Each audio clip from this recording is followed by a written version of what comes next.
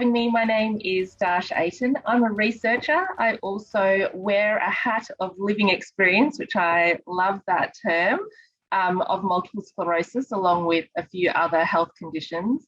I'm really passionate about this topic of co-design. So what is co-design? And I think quite a few of you might have heard different words bandied about, and they come from lots of different disciplines. So you might have heard co-design, co-creation, co-refinement, co-production, co-delivery, human-centered design. And we don't have time to break down all of those, but I just wanted to highlight there's different terms coming along. What I do want to highlight, though, is that co-design is a process. It's not a static thing that happens at one point in time. And this piece of art is from one of my favourite Melbourne artists. She's a local artist in Eltham called Fern Siebler, and she does this thing called gold leafing. So what you can see is there's gold leafing throughout this painting. And I want you to think of co-design in the same way. It's not just at the start, it's not just at the middle, it's not just at the end. It is throughout the process. It's not just one workshop, it's not just one survey, it's not just an interview. So think about that. Now, as I go through my presentation today, what I would love for you to do, if you agree or if you've had an experience, use the reaction to clap or put a party hat on. If something I say shocks you, you can also use the shocked face emoji. And just to get a little bit of a sense, but otherwise please put things in chat and we will try and address those in our panel if we can. So one thing to note about co-design is that not all levels of engagement or inclusion or participation are equal, okay? We know this from experience. So we can have, what I want you to focus on here are the arrows, okay? So we can have situations where it's just researchers or health professionals giving information out, okay? We call that inform and educate. But what we really want to see in co-design is bi-directional arrows and multiple arrows. So as we move up these different levels, you'll see suddenly the arrows become a little bit more complicated and they're going in more than one direction. That is what we want. We want discussion, we want engagement, we want partnership. We want it to be about consulting, engaging, partnering, not just communication. So it's a two-way process. Bi-directional. The other thing to note about co-design and levels of involvement is the more that we go up these different levels, so it's really easy, and I think where, as a researcher, I have been trapped, is it's easy to ask someone to look over a flyer and say, yeah, it looks okay, the pictures are okay, the information and font is okay. That's easier than getting people in a room and saying, do you actually even want a flyer? Like, what is the actual problem we're starting to solve? So as soon as we go to the consult, involve, collaborate, lead and support levels, that takes more time. That takes more resources, that takes more funds, but that doesn't mean we shouldn't do it. What that means is we plan for it, okay? So instead of co-design being a reactive process, let's make it a proactive process where we plan and we consciously embed these processes inside these. Now, I don't have time today to go through all of these frameworks, but there's links and I'm happy for my slides to be distributed so people can have a bit closer look at those. The other thing to think about when we're planning for co-design and involvement is that there are different components. So we've got to think about what are our principles, what is underpinning our values. And we want values of inclusion, open-mindedness, respect. So, you know, when we run co-design workshops, and I'm not saying we get this perfect, right? But just things like we don't use titles in the room. When we have name tags, we don't put titles or positions. We just put people's names, and we ask people to introduce themselves by telling us what hats they're wearing as they come around the table, because it can be multiple hats. Like I introduced myself today, I wear a researcher hat, but I also wear a patient hat. I wear someone who navigates health systems and treatment and all of those types of things. And I want to be able to talk about that. I don't want to be necessarily pigeonholed. You need to be really clear about what your purpose is. What are you asking people to be involved in? And depending on what the purpose is, will tell you who needs to be around the table, and to really try and unpack what voices do you need to be around the table with you.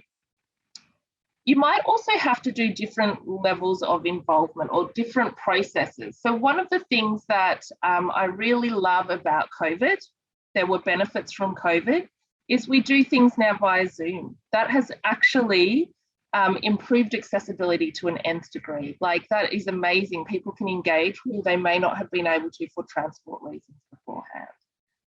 And with co-design and involvement, to think through, impact can be considered in different ways. And it's my favorite question to ask people around the table.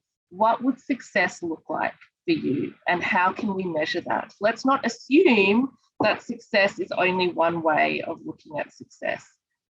So they're just some tips to think about. But I wanted to take you through 2 examples of co-design. And David, here's a picture of my dog and her friend Olive. Put them throughout my presentation.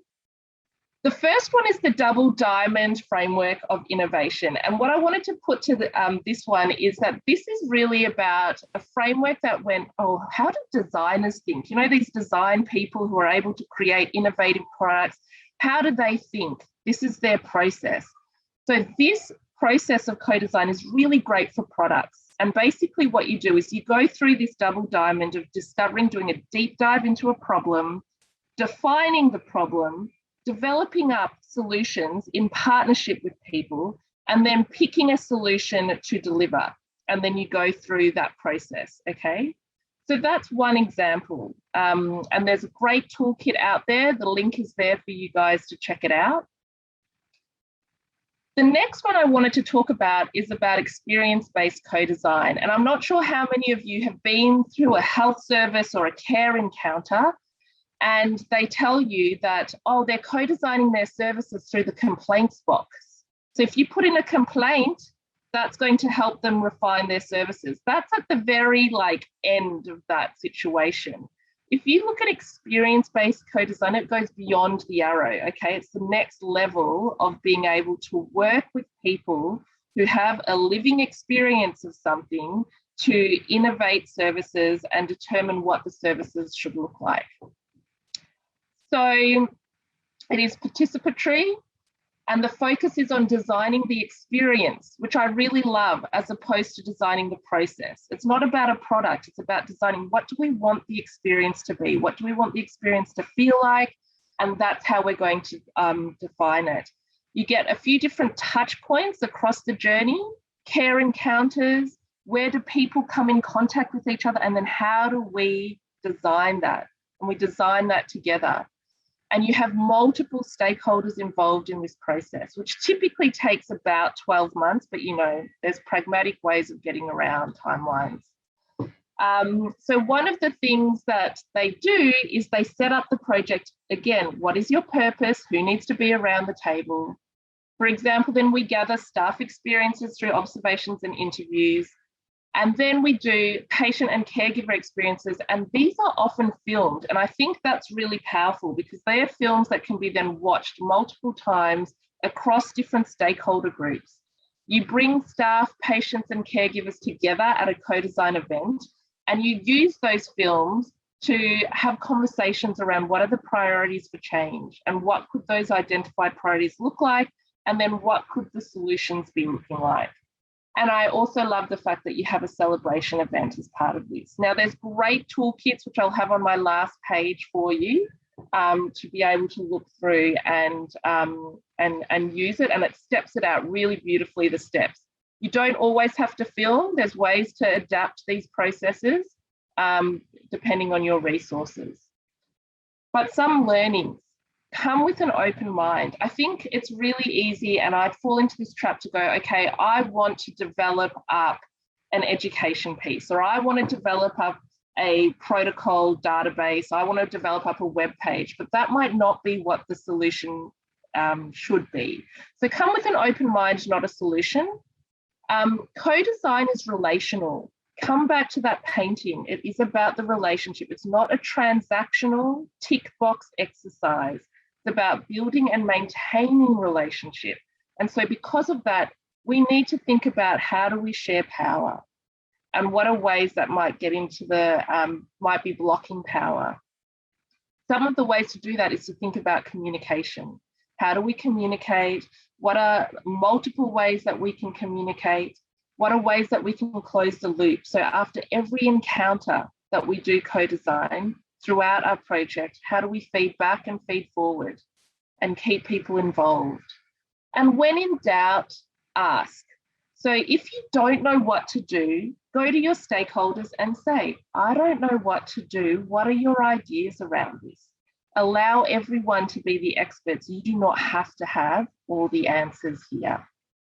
So as promised, here are some toolkits that are really easy to understand and easy to download. You don't need academic licenses for them.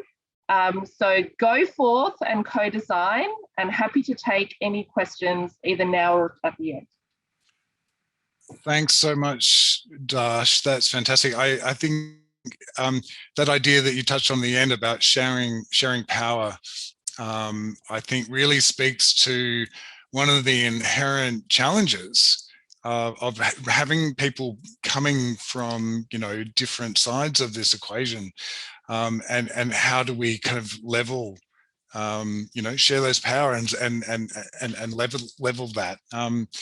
Yeah, I'm looking forward to you know, maybe hearing from you about kind of how the ideas you're talking about, kind of making sure we close the loop and feed forward and forward back, feed back. But do you think that is one of the biggest challenges? Absolutely one of the biggest challenges. And I think something I've learned is you don't always get it right. Okay, so don't beat yourself up about the sharing power thing, but ask people, what's going to make you feel safe? What is a way that we can be inclusive?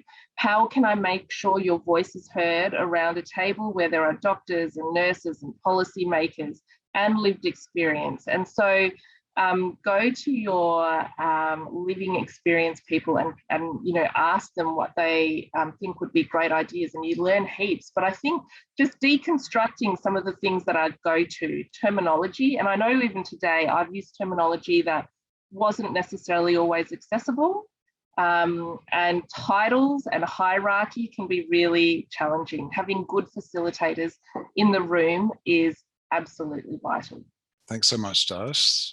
So just in the interest of time, we're going to kind of move on. I'm just going to note that I think Donna Wong has just noted in the chat that there's going to be a co-design training program for researchers and survivors of stroke on the Stroke Foundation Enable Me website by the end of the year, which I think could be really handy. So I'd like to really now introduce two people that I've had the pleasure of working with in various capacities, and the pleasure of seeing both present in the past, but never together like this. And I'm looking forward to hearing about how these two powerhouses work together. So please give it up for Caleb Rickson and Tash Lannon. Hey, thanks, Dave. Thanks, Dave.